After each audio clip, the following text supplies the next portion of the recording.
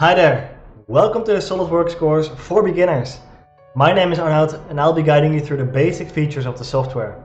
I'll be making sure that in the end of this course you'll be able to create different parts and different assemblies. Obviously, I will also make sure that you'll feel familiar using the software at the end of these lessons, because I think it's very important for you to feel comfortable experimenting and exploring the software on your own. So, who am I?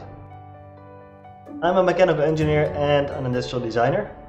In the past couple of years I've been using SolidWorks and KeyShot 6 to create different 3D models and many 3D renders.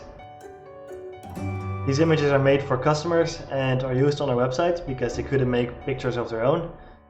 So I helped them out creating these 3D models with SolidWorks and rendering them in KeyShot, creating their own materials so it would look as realistic as possible. This is an example of a product that came from an idea or a drawing to a real product. This product is sold worldwide, and what you're seeing here is a prototype made with my 3D printer. During this course we're going to create this particular assembly. This is an amplifier for your smartphone speakers, which you will be optimizing for 3D printing so you can 3D print the model in the end of the course and start using it yourself. Our first lesson will focus on a simple ball bearing. This ball bearing will show you the user interface of SolidWorks and will get you confident using it and navigating your way through it. So this course is going to be packed with action.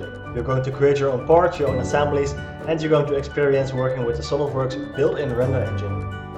Alright guys, if something is unclear, please let me know. I'll help you out. I hope to see you inside. Bye!